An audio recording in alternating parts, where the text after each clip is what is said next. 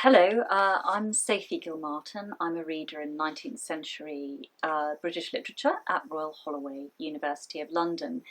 And today I'll have a few thoughts that I hope will be helpful to you on Thomas Hardy's great novel, Tess of the D'Urbervilles. One of the things about teaching or writing about Tess, and I think now reading Tess, after you've read it a few times, I'm sure you notice that right from page one, you seem to be increasingly involved in this mesh of details which come together, which finally, I think, by the end of the novel, or, well, indeed earlier in the novel, make us ask the question, why does Tess suffer so? Why do so many things seem to be coming together to make this happen to Tess? And I think perhaps breaking down some of those things that happen to Tess helps us to look at all the different influences of her fate. And one of those things that people talk about when they think about Tess of the D'Urbervilles is coincidence. The fact that the letter that she writes to Angel Clare to confess that she's had an illegitimate child and a sexual relationship before she met him.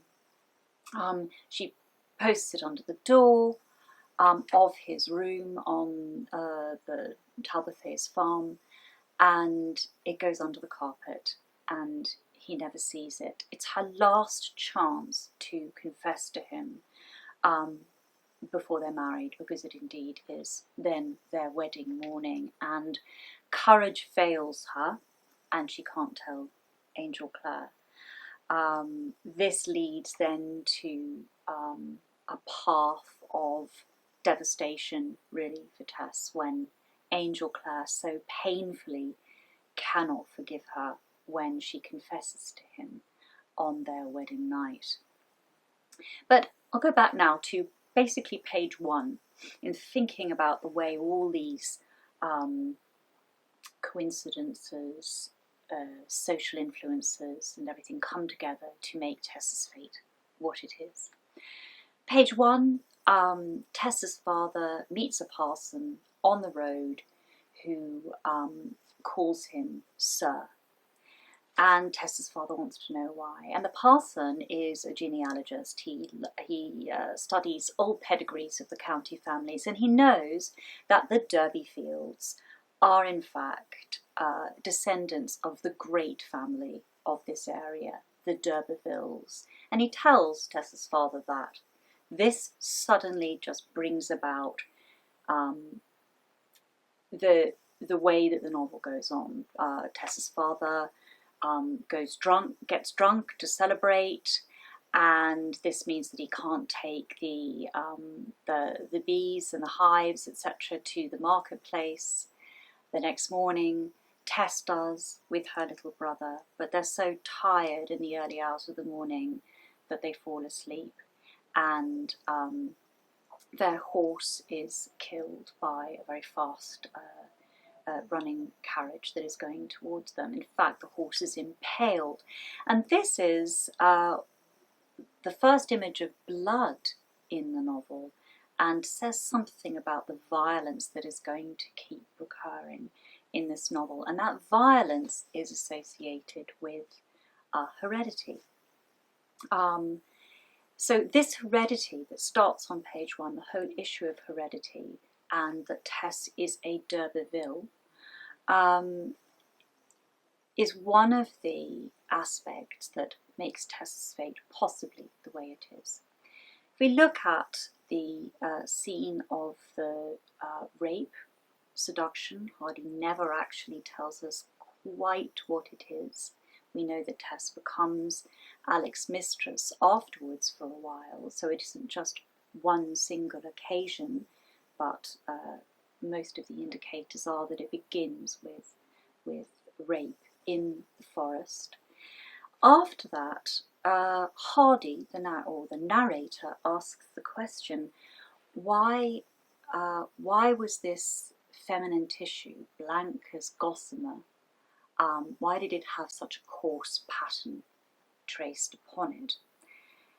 And he gives several reasons, but I think we could go through some of those reasons. One is heredity. Hardy says, perhaps it's a kind of vengeance, because Tess's male ancestors in this very forest came through on their horses and picked up and raped young girls in this forest. So perhaps it's a kind of vengeance for that Tess has now been raped. Well, he says that is a very harsh judgment of the sins of the fathers visited on the children. Another reason is the ballad or folklore structure in the novel, and Tess's mother is particularly engaged with that. I think at one point she's singing the ballad The Spotted Cow, which is a ballad of the ruined maid trope, a girl who is being seduced, and in these ballads it's usually a girl who is being seduced by an outsider, a soldier or an aristocrat, and with very harsh judgment upon her. The ballad structure, ballads traditionally have a very punitive outcome. They're very, very harsh judgments. So that's another rural folkloric ballad tradition which might lead to Tess's fate. The other is social stigma.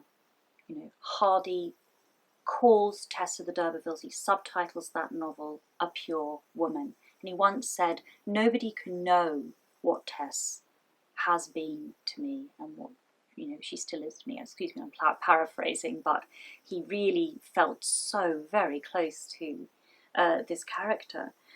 And so he wants to defend her as a pure woman, even though she's had an illegitimate child. This is, of course, going and flying in the face of Victorian morality and convention.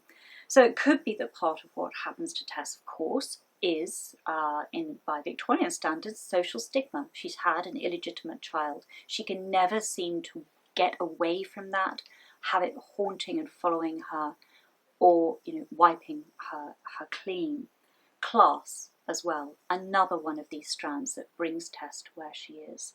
Alec d'Urberville is a fake d'Urberville from a tradesman's, a wealthy tradesman family. He's not the real d'Urberville. Nevertheless, through wealth and education, he's of a higher class than Tess and can use that class power to seduce her and bring her down and haunt her life, like the blood-red ray in her life, as Hardy writes, bringing her again to redness, violence, the spilling of blood that seeps through the ceiling in that seaside resort room when she kills Alec d'Urberville, and that blood is then visited upon her when she's killed at the end. So these are some of the threads that enmesh and tangle up Tess's life. And another one I would probably add to that, of course, is gender. The fact that Angel Clare cannot forgive Tess, even though his double standard is he's had a relationship with a woman, but he can't forgive Tess. So anyway, all of these things, as I'm sure you can see, come together to make Tess's fate what it is. But it's very difficult to see Tess as so enmeshed in this, as just a repetition of ancestry, violence through the colour red that is repeated through the novel, because she seems so individualised, she seems so youthful and alive, so thoughtful in herself. And I think Hardy, one of the great things about this novel is the way he both protects Tess by saying it was for this reason, this reason, this reason that this happened to her, and yet rather than her feeling like a completely determined character, which of course is the risk when you say it's for all these reasons, it's not about anything she did, the fact is that Tess is so individualised, she is so alive, and that's why I think readers have responded so very much to this character. but I think it's important to see that she is within, that Hardy produces such a rich context for asking those questions of why does this woman suffer so? Why do these things happen to Tess the D'Urbervilles?